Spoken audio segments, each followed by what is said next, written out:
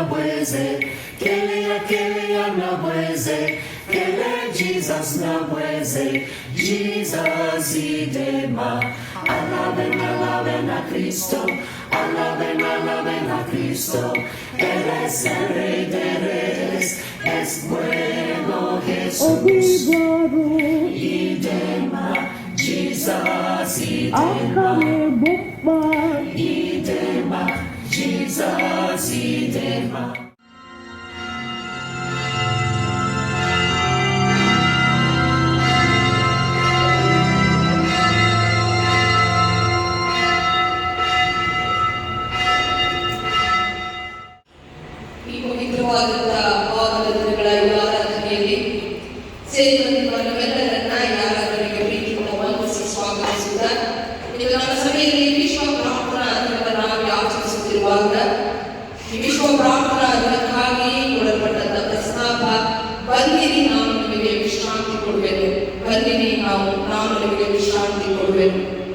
ವಿಶ್ವ ಪ್ರಾರ್ಥನಾ ದಿನವನ್ನ ಪ್ರಾರ್ಥನಾ ಪೂರ್ವಕವಾಗಿ ನಾವು ಪ್ರಾರಂಭಿಸುವ ಹಾಗೆ ನಾವು ಎಲ್ಲರೂ ಎದ್ದು ನಿಂತು ಮೌನವಾಗಿದ್ದು ಹಾಡುವಂತ ಗೀತೆಯಿಂದ ಒಳ್ಳೆ ಸಮಯಗಳು ಯೇಸುವೆ ನಿನ್ನ ಬಳಿ ಬಂದೆ ಒಬ್ಬ ಗೀತೆಯನ್ನು ಹಾಡುತ್ತಾ ನಾವು ಈ ಆರಾಧನೆಗಾಗಿ ನಮ್ಮನ್ನು ನಾವು ಸಿದ್ಧ ಮಾಡಿಕೊಂಡು ಹೋಗೋಣ.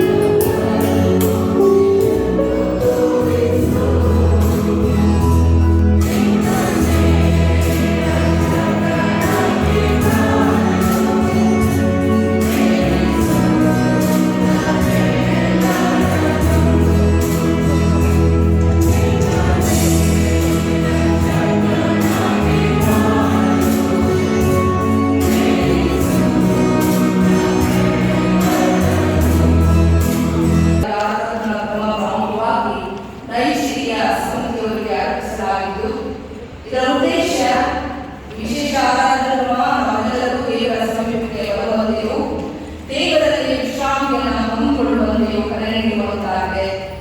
ನಾವು ದೇವರ ಮೇಲೆ ಸಂಪೂರ್ಣ ವಿಶ್ವಾಸ ಹಾಗೂ ನಂಬಿಕೆ ಇಟ್ಟಾಗ ನಮ್ಮ ಭಾರಗಳು ದೂರವಾಗುತ್ತದೆ, ನಮ್ಮ ಆತ್ಮಗಳಿಗೆ ವಿಶ್ರಾಂತಿ ದೊರೆಯುತ್ತದೆ.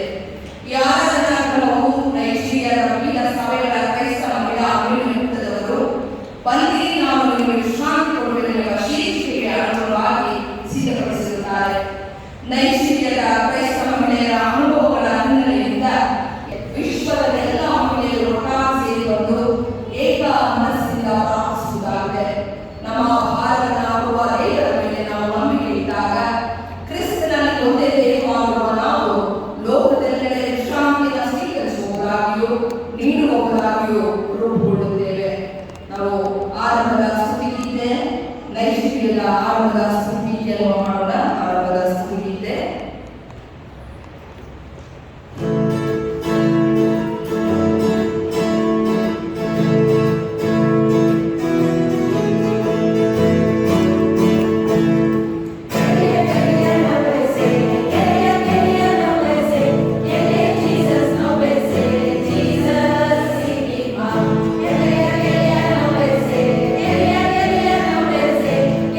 Jesus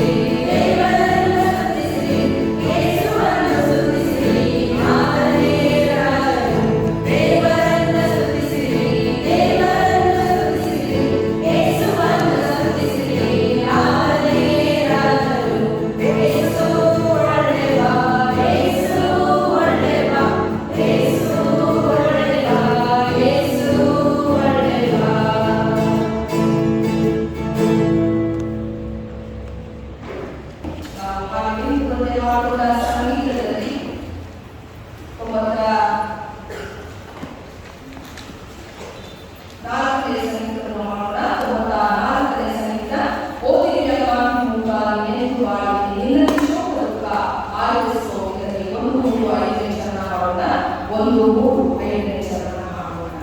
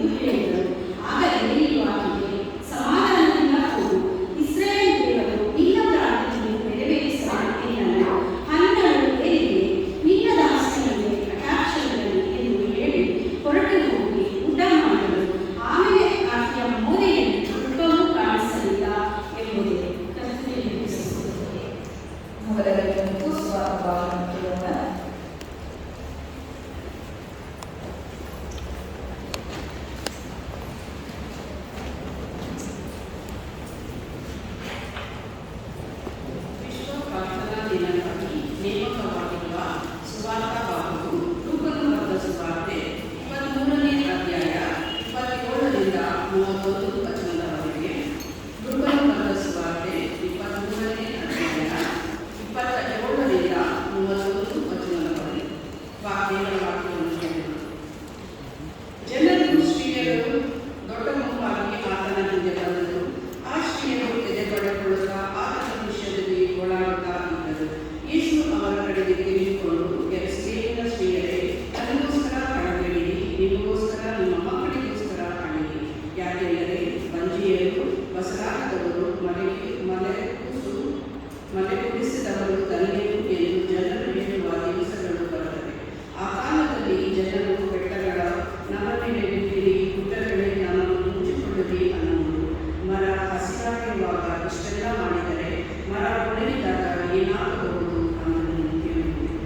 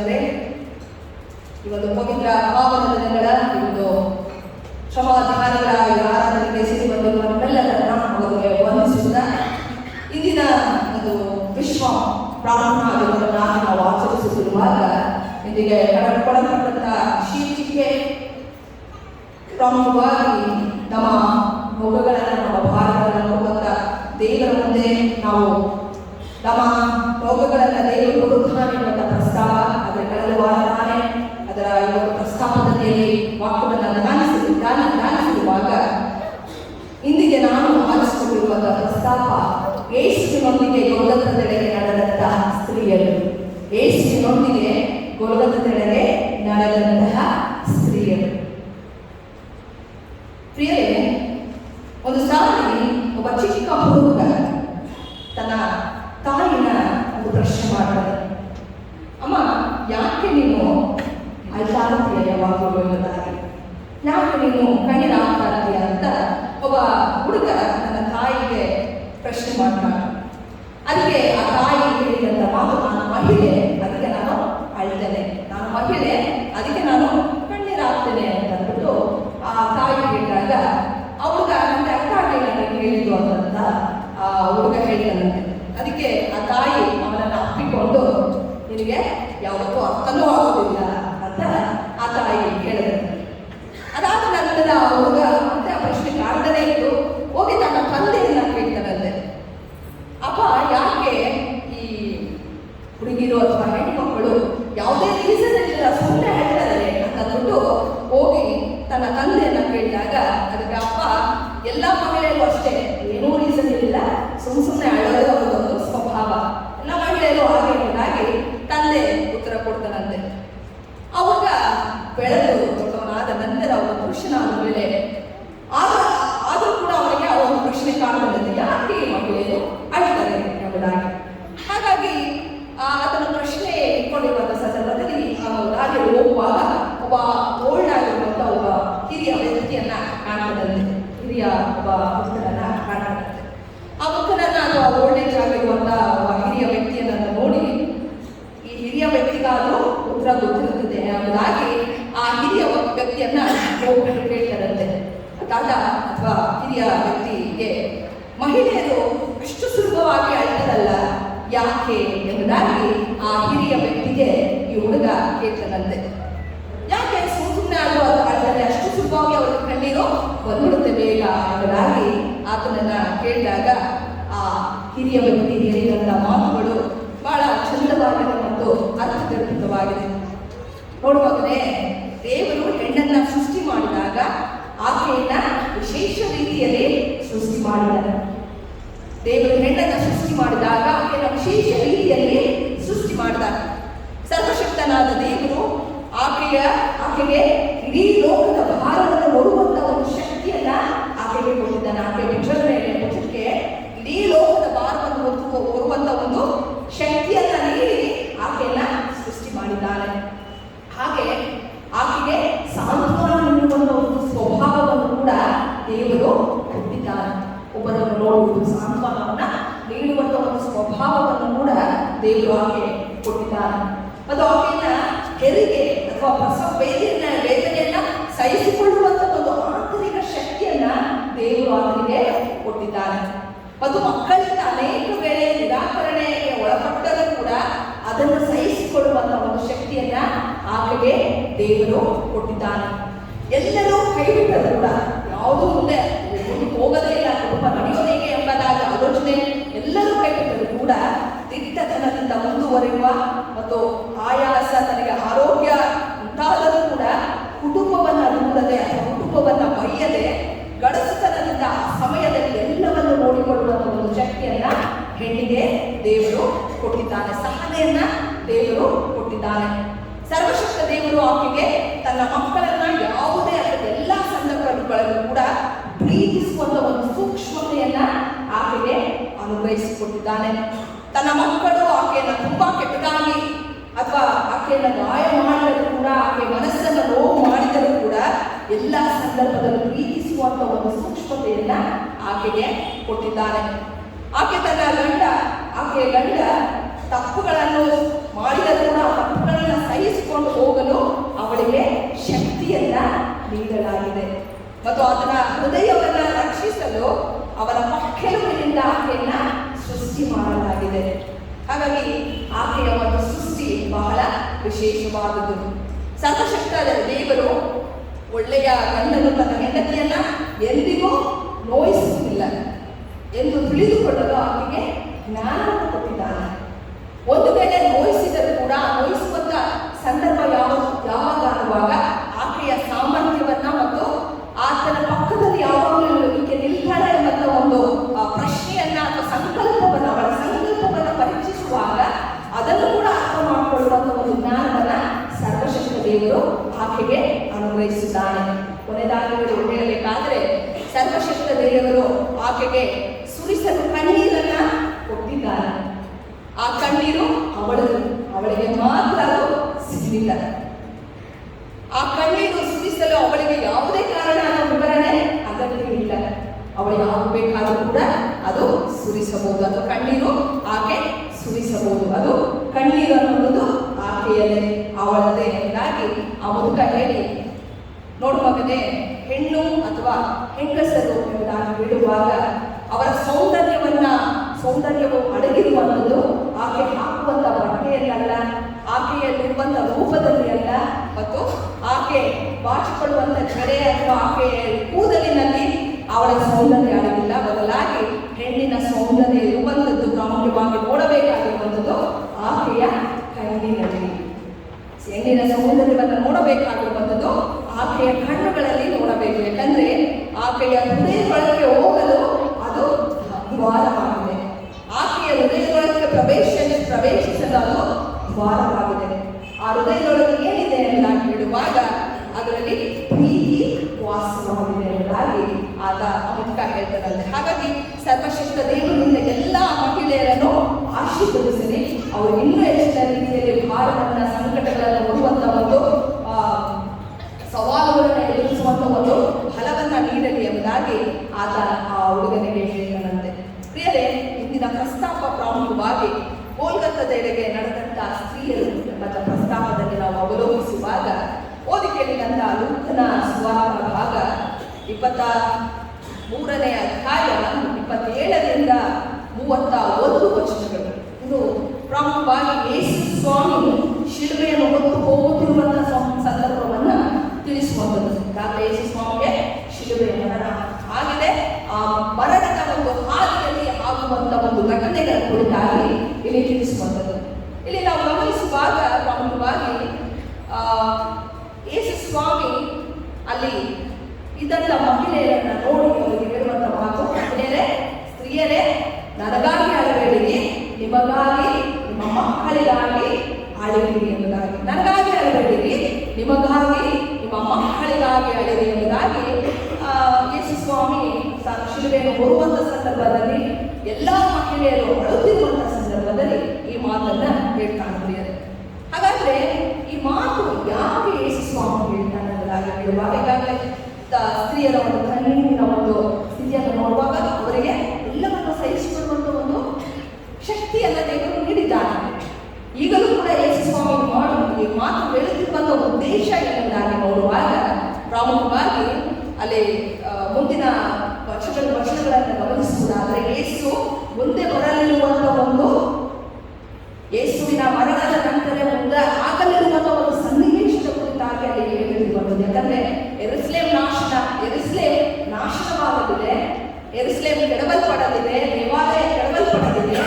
ಮುಂದೆ ಬರುವಂತ ಒಂದು ರೋಮಾಯಣ ಆಡಳಿತದಲ್ಲಿ ಪ್ರಾಮುಖ್ಯವಾಗಿ ಎದುರಿಸಲೇಬೇಕಾದಂತ ಎಲ್ಲ ಶಕ್ತಿಯ ಮಹಿಳೆಯರು ಹೊಂದಿಕೊಳ್ಳಲಿ ಎಂಬುದಾಗಿ ಅಲ್ಲಿ ಯೇಸು ಸ್ವಾಮಿ ಅವರಿಗೆ ಹೇಳಿರುವುದನ್ನು ನಾವು ನೋಡಬಹುದು. ಯಾಕಂದ್ರೆ ಯಾಕೆ ಯೇಸು ಸ್ವಾಮಿ ಯೆರೂಸಲೇಮ್ ನಾಶನದ ಕುರಿತಾಗಿ ನಾವು ಮತ್ತಾಯನ ಸುವಾರ್ತೆ, ಲೂಕನ ಸುವಾರ್ತೆಯಲ್ಲಿ ಏನೋ ಯೆರೂಸಲೇಮನ್ನ ಒಯ್ಯುವಂಥದ್ದು ಅಥವಾ ಅಲ್ಲಿದ್ದಂಥ ಜನರನ್ನ ಒಯ್ಯುವಂಥದ್ದು, ಮುಂದೆ ಆಗಲಿರುವಂಥ ಒಂದು ನಾಶನದ ಕುರಿತಾಗಿ ತಿಳಿಸುವಂಥದ್ದು. ಇಲ್ಲಿ ಕೂಡ ಆ ಒಂದು ಸಿದ್ಧತೆ ಮಾಡಿಕೊಳ್ಳುವುದಕ್ಕಾಗಿ ಸ್ತ್ರೀಯರನ್ನ ಯೇಸು ಸ್ವಾಮಿ ಎಚ್ಚರಿಸಿದ್ದಾರೆ. ಮತ್ತು ಈ ಮಾತಿನ ಮೂಲಕ ಅವರು ಕಣ್ಣೀರನ್ನ ಬಿಡದಿರಬೇಕಾಗಿ ಯೇಸು ಸ್ವಾಮಿ ಹೇಳಿದ ಬದಲಾಗಿ ಅವರನ್ನ ಸಬಲೀಕರಿಸುವಂಥದ್ದು. ನನಗಾಗಿ ಅಳಬೇಡಿರಿ, ನಿಮಗಾಗಿ, ನಿಮ್ಮ ಮಕ್ಕಳಿಗಾಗಿ ಅಳಬೇಡಿ ಎಂಬ ಮಾತಿನಲ್ಲಿ ಸಬಲೀಕರಣ ಬಿಡುತ್ತದೆ. ಹೇಗೆ ಅನ್ನುವಾಗ ಮುಂದಾಗುವಂತ ಒಂದು ಸನ್ನಿವೇಶ ಅವರು ಎದುರಿಸುವಂತ ಒಂದು ಸನ್ನಿವೇಶಗಳನ್ನ ಅವರು ಹೇಗೆ ಎದುರಿಸುತ್ತಾರೆ ಅನ್ನುವಂಥ ಒಂದು ಸನ್ನಿವೇಶಕ್ಕೆ ತಕ್ಕಂತೆ ಅವರನ್ನ ಸಿದ್ಧ ಮಾಡುತ್ತಿರುವಂಥದ್ದು. ಮತ್ತು ಆ ಸಿದ್ಧ ಮಾಡುವುದಕ್ಕೆ ಯಾರು ಹೇಳಿರುವಂಥದ್ದು? ಸಿದ್ಧ ಆಗೋದಕ್ಕೆ ಪುರುಷರಿಗೆ ಹೇಳಿಲ್ಲ ಯೇಸು ಸ್ವಾಮಿ, ಬದಲಾಗಿ ಹೇಳಿರೋದು ಯಾರಿಗೆ? ಸ್ತ್ರೀಯರಿಗೆ. ಯಾಕಂದ್ರೆ ಎಲ್ಲವನ್ನು ಎದುರಿಸುವಂತ ಒಂದು ಶಕ್ತಿ ಕೊಡಲ್ಪಟ್ಟಿರುವಂಥದ್ದು ಯಾರಿಗೆ? ಸ್ತ್ರೀಯರಿಗೆ ಎಂಬುದಾಗಿದೆ. ಹಾಗಾಗಿ ಇಲ್ಲಿ ಲೂಕನು ಮಾತ್ರ ಓಲಾಡುವ ಕಣ್ಣೀರಿರುವಂತ ಯಹೂದಿ ಸ್ತ್ರೀಯರನ್ನ ಈತನು ದಾಖಲಿಸುತ್ತಾನೆ. ಬೇರೆ ಯಾವ ಪುಸ್ತಕಗಳನ್ನು ಬಿಡುಗಡೆ ಬರಲಿಲ್ಲ. ಲೂಕನ ಪುಸ್ತಕಗಳಲ್ಲಿ ಮಾತ್ರ ಗೋಳಾಡುವ ಕಣ್ಣೀರಿಡುವಂತ ಒಂದು ಯಹೂದಿ ಸ್ತ್ರೀಯರನ್ನ ಇಲ್ಲಿ ಲೂಕನು ಗುರುತಿಸುತ್ತಾನೆ.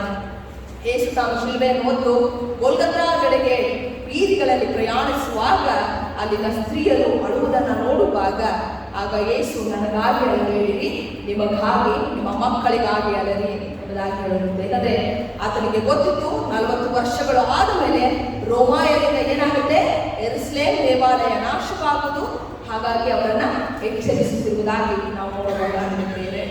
ಯೇಸುವಿನ ಮಾತುಗಳನ್ನು ಸಬಲೀಕರಿಸಿ ಮಾತ್ರವಲ್ಲದೆ ಬರುವಂತ ಒಂದು ಎಲ್ಲ ಸಂದರ್ಭಗಳನ್ನು ಹೇಗೆ ಎದುರಿಸಬೇಕೆಂಬುದಂತ ಒಂದು ಶಕ್ತಿಯನ್ನು ಕೂಡ ಯೇಸು ಸ್ವಾಮಿಯಲ್ಲಿ ಅವರಿಗೆ ನೀಡುವುದನ್ನು ನಾವು ನೋಡಬಹುದು. ಮಹಿಳೆಯರು ಕೂಡ ಎಲ್ಲಾ ಜನರಂತೆ ತಮ್ಮ ಪಾಪದ ಸ್ಥಿತಿಯಲ್ಲಿ ಮತ್ತು ರಕ್ಷಣೆಯ ಅಗತ್ಯತೆ ಇದೆ ಎಂಬುದಾಗಿ ಯೇಸು ಸ್ವಾಮಿ ಅವರನ್ನ ಎಚ್ಚರಿಸುತ್ತಿರುವುದು. ಎಲ್ಲಾ ಜನರಿಂದ ಅವರು ಕೂಡ ಪಾಪದ ಸ್ಥಿತಿಯಲ್ಲಿದ್ದಾರೆ, ಅವರಿಗೂ ಕೂಡ ರಕ್ಷಣೆಯ ಅಗತ್ಯತೆ ಇದೆ ಎಂಬುದಾಗಿ ಯೇಸು ಅದನ್ನು ಗಮನಿಸಿ ಅವರನ್ನ ಎಚ್ಚರಿಸುವುದಾಗಿ ನಾವು ನೋಡಬಹುದಾಗಿ ಪ್ರಿಯರೇ. ಯೇಸು ನಿಜವಾಗಿ ಯಾರು ಎಂಬುದಾಗಿ ತಿಳಿಯಲು ಮಹಿಳೆಯರು ಕೂಡ ವಿಫಲರಾಗಿದ್ದರು. ಈ ಮಹಿಳೆಯರು ಕೂಡ ವಿಫಲರಾಗಿದ್ದರು. ಹಾಗಾಗಿ ಯೇಸು ಅವರಿಗೆ ತಮಗಾಗಿ ಅಳಿರಿ ಎಂಬುದಾಗಿ, ಯಾಕಂದ್ರೆ ಯಾರು ವಿಫಲರಾಗಿದ್ದೀರಿ, ಯಾರು ಎಂಬುದಾಗಿ ನನ್ನನ್ನು ಗ್ರಹಿಸದೆ ಹೋಗಿದ್ದೀರಿ. ಹಾಗಾಗಿ ಅಂತ ಒಂದು ಸನ್ನಿವೇಶದಲ್ಲಿ ನಿಮಗಾಗಿ ಯಾರು ನನ್ನನ್ನು ಯಾರು ಎಂಬುದಾಗಿ ಅರ್ಥ ಮಾಡಿಕೊಳ್ಳಿದೆ ಎಂಬುದಾಗಿ ಯೇಸು ಸ್ವಾಮಿ ಹೇಳುವುದಾಗಿ ನಾವು ನೋಡಬಹುದಾಗಿದೆ ಪ್ರಿಯರೇ. ಯೇಸು ಜನರು ನನ್ನನ್ನು ತಿರಸ್ಕರಿಸಿದ್ದಕ್ಕಾಗಿ ಯೆರೂಸಲೇಮಿಗೆ ಬರಲಿರುವ ವಿನಾಶದ ಕುರಿತಾಗಿ ಪ್ರವಾದಿಸುತ್ತಿದ್ದಾನೆ. ಮುಂದಿನ ವಚನ ನಾವು ನೋಡುವಾಗ, ಯಾಕೆಂದರೆ ಬಂಜಿಯು ಬಸುರಾಗದವರು ಮೊಲೆ ಕುಡಿಸದವರು ಧನ್ಯರು ಎಂದು ಜನರು ಹೇಳುವ ದೊಸಗಳು ಬರುತ್ತದೆ. ಆ ಕಾಲದಲ್ಲಿ ಜನರು ಬೆಟ್ಟಗಳೇ ನಮ್ಮ ಮೇಲೆ ಬೀಳಿರಿ, ಗುಡ್ಡಗಳೇ ನಮ್ಮನ್ನ ಮುಚ್ಚಿಕೊಳ್ಳಿರಿ ಅನ್ನುವರು. ಮರ ಹಸಿಯಾಗಿರುವಾಗ ಇಷ್ಟೆಲ್ಲ ಮಾಡಿದರೆ ಮರ ಒಣಗಿರುವಾಗ ಏನಾಗಬಹುದು ಅಂದ್ರೆ, ಮರ ಹಸಿಯಾಗಿರುವಾಗ ಇಷ್ಟೆಲ್ಲ ಆಗುವುದಾದರೆ ಮರ ಒಣಗುವಂತ ಸಂದರ್ಭ ಅಂದ್ರೆ ನಾಶವಾಗುವಂತ ಸಂದರ್ಭದಲ್ಲಿ ಏನಾಗಬಹುದು. ಹಾಗಾಗಿ ಎಚ್ಚರಿಕೆಯಿಂದ ಪ್ರಾರ್ಥಿಸಿ, ಎಚ್ಚರಿಕೆಯಿಂದ ಓಡಾಡಿರಿ, ಮಕ್ಕಳಿಗೋಸ್ಕರ ಓಡಾಡಿರಿ, ನಿಮಗೋಸ್ಕರ ಓಡಾಡಿರಿ ಎಂಬುದಾಗಿ ಇಲ್ಲಿ ಯೇಸು ಸ್ವಾಮಿ ಅವರಿಗೆ ಎಚ್ಚರಿಸಿದ್ದನ್ನು ನಾವು ನೋಡಬಹುದು. ನಮ್ಮೊಳಗೆ ವೇದ ಪಾರಾಯಣದಲ್ಲಿ ನಾವು ಓಡುವಾಗ 12 ಒಂದು ಪ್ರಾರ್ಥನೆ, ಆಕೆ ಕೂಡ ಸವಾಲುಗಳನ್ನು ಎದುರಿಸಿದರು. ಬಹಳ ಇಷ್ಟಪಟ್ಟು ಮದುವೆ ಆಗುವಂಥದ್ದು 12 ಆದರೆ ಆಕೆ ಪರಿಚಯವಾದ ಸ್ಥಿತಿ. ಪೆನಿನ್ನಳು ಯಾವಾಗಲೂ ಆಕೆಯನ್ನ ಹೇರಿ ಮಾಡಿ ರೇಗಿಸುವುದರಿಂದ ಆಕೆ ಗೋಳಾಟವನ್ನು ಯಾರ ಮುಂದೆ ಹೇಳಿಕೊಡುತ್ತಿದ್ದಾರೆ ಇಲ್ಲಿ? 12 ದೇವರ ಮುಂದೆ ಹೇಳಿಕೊಡುತ್ತಿದ್ದಾರೆ. ಯಾಕಂದ್ರೆ ಆಕೆ ಕಣ್ಣೀರಿನ ಸ್ಥಿತಿ ಆಕೆಯಲ್ಲಿದೆ, ಆಕೆಯ ನೋವಿನ ಸ್ಥಿತಿ ಆಕೆಯಲ್ಲಿದೆ. ಯಾರು ಕೂಡ ಹಂಚಿಕೊಳ್ಳಲು ಸಾಧ್ಯವಿಲ್ಲ. ಈಗ ಪ್ರತಿಯೊಬ್ಬರ ನೋವು ಅವರದ್ದೇ, ಯಾರು ಕೂಡ ಹಂಚಿಕೊಳ್ಳಲು ಸಾಧ್ಯವಿಲ್ಲ. ಅದನ್ನು ಹಂಚಿಕೊಳ್ಳಬೇಕಾಗಿರುವಂಥದ್ದು ಯಾರಿಗೆ ಯಾರತ್ರ ಅಂದ್ರೆ ಅದು ದೇವರತ್ರ ಮಾತ್ರ. ದೇವರಿಂದ ಮಾತ್ರ ನಮಗೆ ಸಮಾಧಾನ, ಅದಕ್ಕೆ ಉತ್ತರ ಸಿಗುವುದು. ಇಲ್ಲಿ ಕೂಡ ಆಕೆ 12 ಓಡಾಟವನ್ನು ಮಾಡುತ್ತಿರುವಂಥ ಸಂದರ್ಭದಲ್ಲಿ ಏನೇ ಪ್ರವಾದಿಯಾದಂಥ ಏನೇ ಕೂಡ ಆಕೆಯ ಸ್ಥಿತಿಯನ್ನ ಬೇರೆ ರೀತಿಯಲ್ಲಿ ಅರ್ಥ ಮಾಡಿಕೊಳ್ತಾನೆ. ಆಕೆಯ ಸ್ಥಿತಿ ಏನಂದ್ರೆ ಅವ್ರಿಗೂ ಕೂಡ ಅರ್ಥವಾಗುವುದಿಲ್ಲ. ಮದ್ಯಪಾನ ಮಾಡಿ ಮಕ್ಕಳಾಗಿದ್ದಾಳೆ ಅನ್ನೋದ ಒಂದು ಆಲೋಚನೆಗೆ ಬರ್ತಾನೆ. ಆದರೆ ಆಕೆ ಮತ್ತೆ ತನ್ನ ಒಂದು ಓಡಾಟವನ್ನ, ತನ್ನಲ್ಲಿರುವಂತ ಒಂದು ವೇದನೆಯನ್ನ ತೆರೆದ ಮನಸ್ಸಿನಿಂದ ಹೇಳಿಕೊಂಡಾಗ ಆಕೆಗೆ ಆಶೀರ್ವಾದ ಸಿಗುತ್ತದೆ. ಅದಾದ ಕೆಲವು ದಿನಗಳಲ್ಲೇ ಆಕೆ ಗರ್ಭಿಣಿಯಾಗಿ ಸಂವೇದನೆಯನ್ನುವಂತ ಒಬ್ಬ ಒಳ್ಳೆ ಪ್ರಮಾದವನ್ನ ಈ ಲೋಕಕ್ಕೆ ಮತ್ತು ದೇವಾಲಯಕ್ಕೆ ಅರ್ಪಿಸುತ್ತಾನೆ ಪ್ರಿಯರೇ. ಹಾಗಾಗಿ ಓಡಾಟ ಕಣ್ಣೀರು ಯಾವಾಗ ಹೇಗೆ ಬರುವುದು ಗೊತ್ತಿಲ್ಲ. ಅದು ಕೆಲವೊಂದು ಸಮಯಕ್ಕೆ ತಕ್ಕಂತೆ ಬದಲಾಗುತ್ತದೆ. ಕಣ್ಣೀರು ಅನ್ನುವಂಥದ್ದು ಸಂತೋಷದ ಸಮಯದಲ್ಲಿ ಬರುತ್ತದೆ, ದುಃಖದ ಸಮಯದಲ್ಲಿ ಬರುತ್ತದೆ. ಅಂದ್ರೆ ಕಣ್ಣೀರು ಆಗಲೇ ಬರೋದಿಲ್ಲ. ಕಣ್ಣೀರು ಅನ್ನುವುದು ನಮ್ಮ ವೇದನೆ, ನಮ್ಮ ಮನಸ್ಸಿನ ಭಾವನೆಗಳನ್ನು ಹಂಚಿಕೊಳ್ಳಲು ಇರುವಂತಹ ಒಂದು ಅದು ಸಂಕೇತ. ಹಾಗಾಗಿ ಕಣ್ಣೀರು ಇಡಬೇಕು, ಅದು ಯಾರಿಗಾಗಿ ಯಾವುದಕ್ಕಾಗಿ ಇಡುತ್ತಿದ್ದೇವೆ ಎಂಬುದನ್ನು ಕೂಡ ನಾವು ಅವಲೋಕಿಸಬೇಕು. ಇದು ನೈಜೀರಿಯಾ ಮಹಿಳೆಯರಿಗಾಗಿ ನಾವು ಪ್ರಾರ್ಥಿಸುತ್ತಿರುವಂಥದ್ದು, ಈ ಆರಾಧನೆ ಅರ್ಪಿಸುತ್ತಿರುವಂಥದ್ದು. ನೈಜೀರಿಯಾದಲ್ಲಿರುವಂತಹ ಪರಿಸ್ಥಿತಿಗಳು, ಸಮುದಾಯ ಎದುರಿಸುತ್ತಿರುವಂತಹ ಪರಿಸ್ಥಿತಿಗಳು, ಅವರ ಹಿನ್ನೆಲೆಯಲ್ಲಿ, ಅವರ ಅನುಭವಗಳಲ್ಲಿ, ಅವರು ಪಡುತ್ತಿರುವಂತಹ ವೇದನೆಗಳ ಹಿನ್ನೆಲೆಯಲ್ಲಿ ನಾವು ಇದು ಆರಾಧನೆಗಳಿಗಾಗಿ ಸಮರ್ಪಿಸುತ್ತಿದ್ದೇವೆ. ಕೇವಲ ನೈಜೀರಿಯಾದಲ್ಲಿ ಮಾತ್ರವಲ್ಲ, ನಮ್ಮ ದೇಶದಲ್ಲೂ ಕೂಡ ಇನ್ನೂ ಮಹಿಳೆಯರಿಗೆ ನೋವಿದೆ. ಇನ್ನೂ ಕೂಡ ಮಹಿಳೆಯರನ್ನ ಪ್ರಮುಖವಾಗಿ ಕೆಳಮಟ್ಟದಲ್ಲಿ ನೋಡುತ್ತಿರುವಂತಹ ಒಂದು ಸಮಾಜದಲ್ಲಿ ನಾವು ಜೀವಿಸುತ್ತಿದ್ದೇವೆ. ಹಾಗಾಗಿ ಅಂದು ಯೇಸು ಹೇಳಿದಂತ ಮಾತು, ನಮಗಾಗಿ ನಿಮಗಾಗಿ ನನಗಾಗಿ ಅಲ್ಲದಿರಿ, ನಿಮಗಾಗಿ ನಿಮ್ಮ ಮಕ್ಕಳಿಗಾಗಿ ಅಲ್ಲಿದೆ ಎಂಬಂತೆ ಇದು ಮಹಿಳೆಯರಾಗಿ, ಸಭೆಯಾಗಿ ನಾವು ಯಾರಿಗಾಗಿ ಅಳಬೇಕು? ನಮಗಾಗಿ, ನಮ್ಮ ಮಕ್ಕಳಿಗಾಗಿ, ನಮ್ಮ ಕುಟುಂಬಕ್ಕಾಗಿ ಅಳುವಂಥದ್ದು ನಾವಾಗಬೇಕು. ಯಾಕಂದ್ರೆ ಅದು ಸಬಲೀಕರಣದ ಸಂಕೇತ. ಪ್ರಿಯರೇ, ಅಳುವಂಥದ್ದು ಸಬಲೀಕರಣದ ಸಂಕೇತ. ನಿಮಗಾಗಿ ಅಳೆಯಿರಿ, ನಿಮ್ಮ ಮಕ್ಕಳಿಗಾಗಿ ಅಳೆಯಿರಿ ಅನ್ನುವಂಥದ್ದು ಸಬಲೀಕರಣ. ಹೇಗೆ ಮುಂದೆ ಎದುರಾಗುವ ಎಲ್ಲ ಪರಿಸ್ಥಿತಿಗಳನ್ನು ಎದುರಿಸಲು ದೇವರು ಕೊಡುವಂತಹ ಒಂದು ಶಕ್ತಿಯ ಸಂಕೇತ ಆಗಿರುವಂಥದ್ದು. ಹೀಗಾಗಿ ನಾವು ಸಹ ಯೇಸುವಿನ ಶಿಲುಬೆಯ ಮರಣಕ್ಕೆ ಹೇಗೆ ಪ್ರತಿಕ್ರಿಯಿಸುತ್ತಿದ್ದೇವೆ ಎಂಬುದಾಗಿ ನಮ್ಮನ್ನು ನಾವು ಅವಲೋಕಿಸಿಕೊಳ್ಳೋಣ. ನಾವು ಪಶ್ಚಾತ್ತಾಪದಿಂದ ನಮಗಾಗಿ ಕಣ್ಣೀರು ಹಾಕಿದ್ದೇವೆಯಾ, ಅಥವಾ ಕೇವಲ ಯೇಸುವಿಗಾಗಿ ಅಯ್ಯೋ ಎಂಬುದಾಗಿ ವಿಷಾದಿಸುತ್ತಿದ್ದೇವಾ ಎಂಬುದಾಗಿ ಅವಲೋಕಿಸಿಕೊಳ್ಳೋಣ, ಪ್ರಶ್ನೆ ಮಾಡಿಕೊಳ್ಳೋಣ. ಪ್ರಿಯರೇ, ಪಶ್ಚಾತ್ತಾಪದಿಂದ ನಾವು ನಮಗಾಗಿ ಕಣ್ಣೀರು ಹಾಕ್ತಿದ್ವಾ, ಯೇಸು ಸ್ವಾಮಿ ಇಷ್ಟು ವೇದನೆ ಪಟ್ಟನಲ್ಲ, ಇಷ್ಟು ಕಷ್ಟಪಟ್ಟನಲ್ಲ ಎಂಬುದಾಗಿ ಆತನಿಗಾಗಿ ನಾವು ವಿಷಾದಿಸುತ್ತಿದ್ದೇವೆ ಎಂಬುದಾಗಿ ಅವಲೋಕಿಸಿಕೊಳ್ಳೋಣ. ಪ್ರಿಯರೇ, ನಾವು ನಮ್ಮ ಪಾಪ, ಅಸಹಾಯಕತೆ ಮತ್ತು ಶಿಲುಬೆಯಲ್ಲಿ ತೋರಿಸಿದ ಯೇಸುವಿನ ಪ್ರೀತಿಯನ್ನು ಅರಿತುಕೊಂಡು ನಮಗಾಗಿ ಅಳುತ್ತಾ ನಾವು ಕ್ರಿಸ್ತನ ಪೂಜೆಯಲ್ಲಿಗೆ ಬರುವಂಥವರು ನಾವು ಆಗೋಣ. ಪ್ರಿಯರೇ, ಯೇಸುವಿನ ಶಿಲುಬೆಯಲ್ಲಿ ಮಾತ್ರ ನಮಗೆ ರಕ್ಷಣೆಯನ್ನು ಸಿಗುವಂಥದ್ದು. ಯೇಸುವಿನ ಶಿಲುಬೆಯಲ್ಲಿ ಮಾತ್ರ ನಮಗೆ ರಕ್ಷಣೆ, ವೈಭವ, ಸಂತೋಷ ಎಲ್ಲವೂ ಕೂಡ ದೊರಕುವಂಥದ್ದು. ಹಾಗಾಗಿ ಇಂತಹ ಶಿಲುಬೆಯಲ್ಲಿ ಮಾತ್ರ ನಮಗೆ ಎಲ್ಲ ಸಿಕ್ಕುವಂಥದ್ದು. ಉಳಿದೆಲ್ಲವೂ ಕೂಡ ಏನಾಗಿದೆ? ನಿಷ್ಪ್ರಯೋಜನವಾಗಿದೆ. ಉಳಿದೆಲ್ಲವೂ ನಿಷ್ಪ್ರಯೋಜನವಾಗಿದೆ. ಪ್ರಿಯರೇ, ಹಾಗಾಗಿ ಅಂತ ಶಿಲುಬೆಯನ್ನು ಸೃಷ್ಟಿಸುತ್ತಾ ಆತನಿಗಾಗಿ ಮತ್ತು ನಮ್ಮ ಸಮುದಾಯಕ್ಕಾಗಿ, ಸಭೆಗಾಗಿ ಕಣ್ಣೀರು ಹಾಕೋಣ. ಕಣ್ಣೀರು ಅನ್ನುವಂಥದ್ದು ಅದು ಮನುಷ್ಯರಿಗೆ ಇರುವಂತಹ ಒಂದು ಸ್ವಭಾವ. ಕಣ್ಣೀರು ಹಾಕೋದವರನ್ನ ನೋಡಿ ಎಲ್ಲಿ ಮಾಡೋದಲ್ಲ, ಅವರಲ್ಲಿರುವಂಥ ನೋವನ್ನು ಅದು ಹೊರಹಾಕುವಂಥ ಒಂದು ಸ್ವಭಾವ. ಹಾಗಾಗಿ ಅವರಲ್ಲಿರುವಂಥ ನೋವು ಅವರಿಗೆ ಮಾತ್ರ ಇರುತ್ತದೆ. ಹಾಗಾಗಿ ನಾವು ಮಾಡಬೇಕಾಗಿರುವಂಥ ಕಾರ್ಯ ಕಣ್ಣಿಗೆ ಹಾಕುತ್ತಾ ಯೇಸುವಿನ ಶಿಲುಬೆಗಳಿಗೆ ಬರುತ್ತಾ ಆತನ ಶಿಲುಬೆಯನ್ನು ದೃಷ್ಟಿಸುತ್ತಾ ಆತನಲ್ಲಿ ರಕ್ಷಣೆಯನ್ನು ಕಂಡುಕೊಳ್ಳುವಂಥವರು ನಾವಾಗೋಣ. ಹೀಗಾಗುವಂತೆ ದೇವರ ಆತ್ಮನು ತಾನೇ ನಮ್ಮೆಲ್ಲರನ್ನ ಬಲಪಡಿಸಲಿ. ಪ್ರಾರ್ಥನೆ ಮಾಡೋಣ.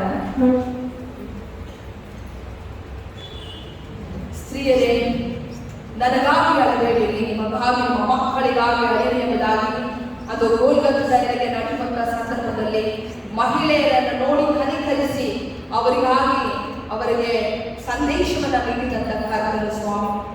ಹೌದಪ್ಪ, ಮುಂದೆ ಎದುರಾಗಲಿರುವಂತಹ ಒಂದು ಸನ್ನಿವೇಶ ಸಂದರ್ಭಗಳನ್ನು ಎದುರಿಸಲು ಅವರನ್ನು ಸಬಲೀಕರಿಸಿದಂತ ಕರ್ತನು ನೀನಾಗಿರುತ್ತೀನಿ. ಅದಕ್ಕಾಗಿ ನಿನಗೆ ಸ್ತೋತ್ರವನ್ನು ಸಲ್ಲಿಸಲಾಗಿದ್ದೇವೆ.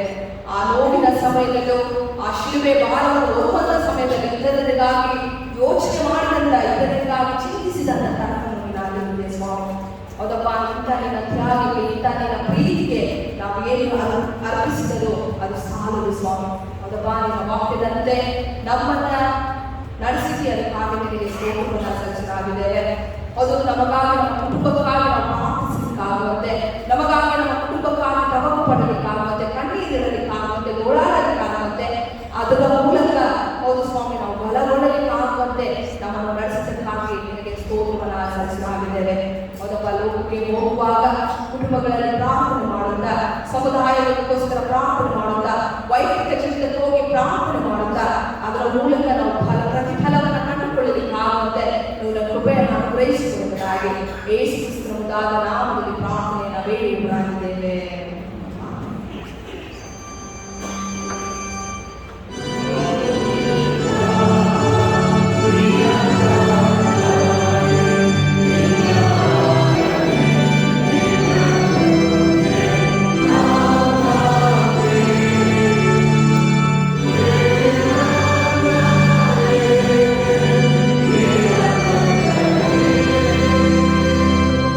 Yeah.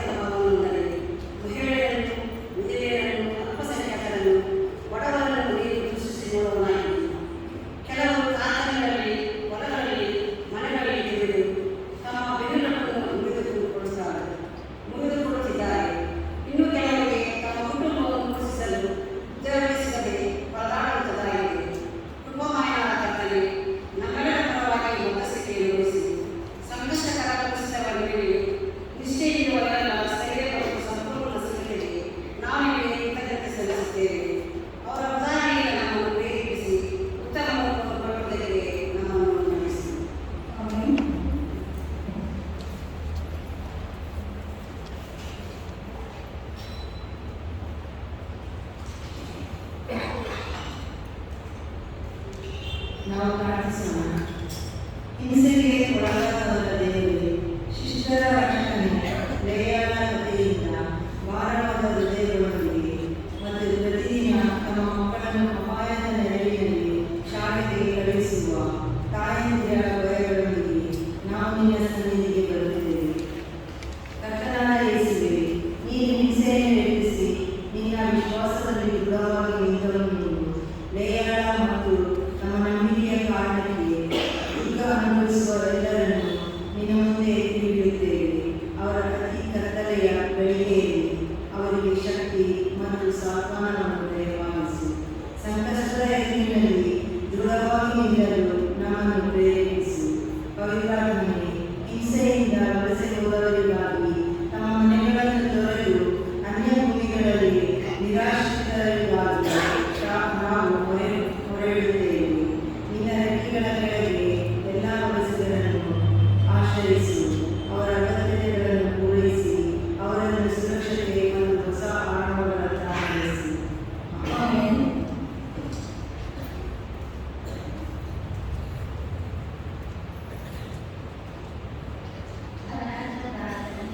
ಪವಿತ್ರ ದೇವರೇ, ಜೀವದಾತನೇ ಮತ್ತು ಎಲ್ಲರ ಪಾಲಕರೇ, ಅತ್ಯಂತ ಕಠಿಣ ಪರಿಸ್ಥಿತಿಗಳ ನಡುವೆ ಮುಂದುವರಿಯುವ ಲೆಸ್ಸಿ ಮತ್ತು ಅವರೊಂದಿಗೆ ಇರುವ ಎಲ್ಲರ ಸೈನ್ಯಕ್ಕಾಗಿ ನಾವು ನಿನಗೆ ಕೃತಜ್ಞತೆಯನ್ನು ಸ್ತುತಿಯನ್ನು ಸಲ್ಲಿಸುತ್ತೇವೆ. ಜೀವದ ಪಾಠಗಳಿಂದ ದಣಿಯಿರುವ ಎಲ್ಲರನ್ನು ನೀನು ಇನ್ನೂ ಬಲಪಡಿಸು, ಸ್ವಾನುಮಾನಪಡಿಸು. ದೇವರೇ, ಅನೇಕ ದೇಶಗಳನ್ನು ಕಾಡುತ್ತಿರುವ ಬಡತನವನ್ನು ನೀನು ಹರಿದಿದ್ದೀ. ಮಕ್ಕಳು ಹಸಿವಿನಿಂದ ಮಲಗುತ್ತಾರೆ, ಕುಟುಂಬಗಳು ಮೂಲಭೂತ ಅಗತ್ಯಗಳನ್ನು ಪೂರೈಸಲು ಹೋರಾಡುತ್ತೇವೆ. ನೀನೇ ಯೆಹೋವನೇ, ಮಹಾ ಪೂರೈಕೆದಾರನೆಂದು ನಾವು ನಿನ್ನನ್ನು ನೆನಪಿಸಿಕೊಳ್ಳುತ್ತೇವೆ ಮತ್ತು ನಿನ್ನ ಪೂರೈಕೆಗೆ ಮೊರೆಯಿಡುತ್ತೇವೆ. ಅವಕಾಶಗಳ ಬಾಗಿಲುಗಳನ್ನು ತೆರೆದು ಸಹಾಯ ಮಾಡಲು ಶಕ್ತರಾದವರ ಹೃದಯಗಳನ್ನು ಮೃದುವಾಗಿಸು. ಆಮೆನ್. ನಾವು ಮುಂದುವ ಕಾಲವನ್ನು ಉಳಿಸುವ ಹಾಗೆ ಆಳುವ ಸಂಕೀರ್ತನೆಯಲ್ಲಿ 65ನೇ ಸಂಕೀರ್ತನೆಯನ್ನು ಮಾಡೋಣ. 65ನೇ ಸಂಕೀರ್ತನೆ. ಯೇಸು ಕರ್ತನ ಸಲಹೆಯನ್ನು ವಾಸಿಗೊಂಡನು ನೋಡಿ ಶಾಸನ ಕುರಿಯಾದವರಿಗೆ ಯೇಸು ಮಾಡಿದ ಅದನ್ನು ಮಾಡುವ ಕಾಲಗಳು ಸಾಕು.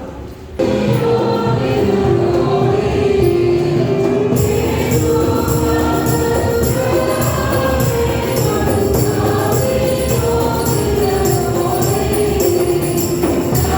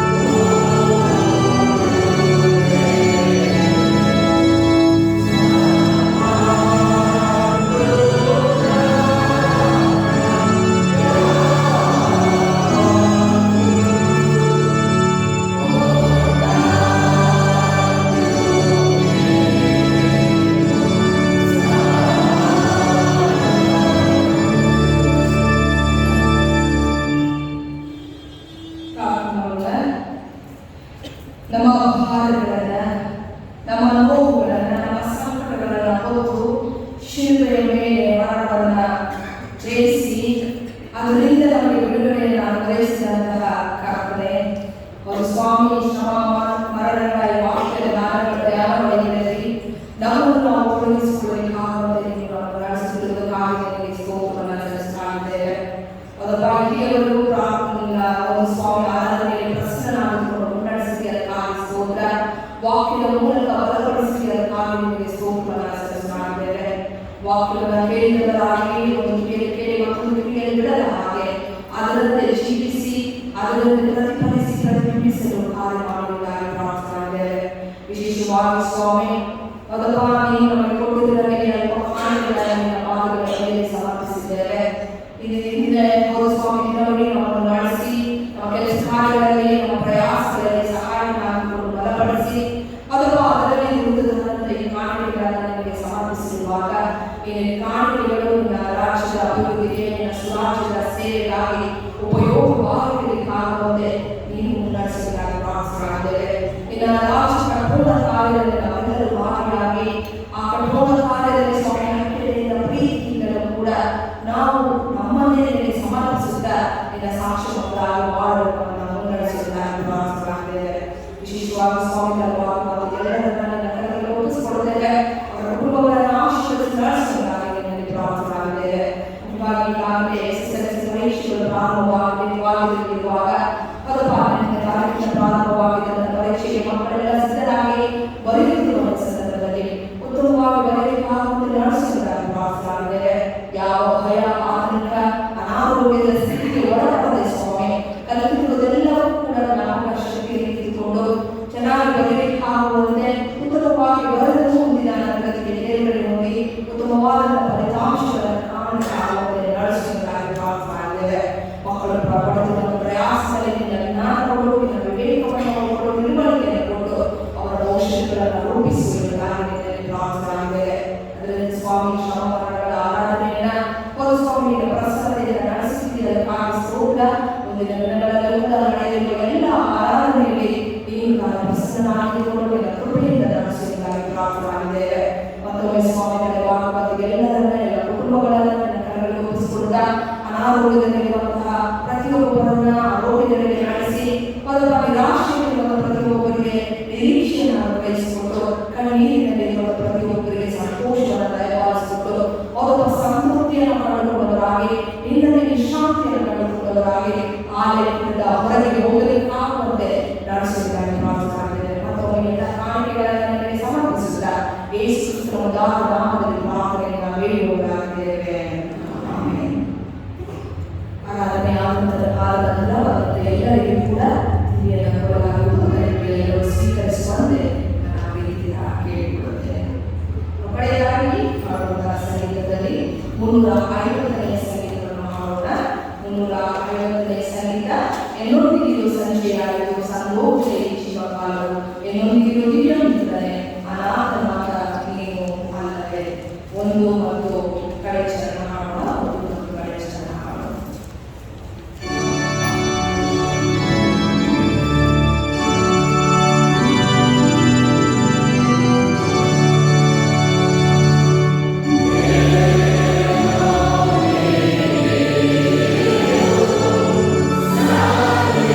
Yeah.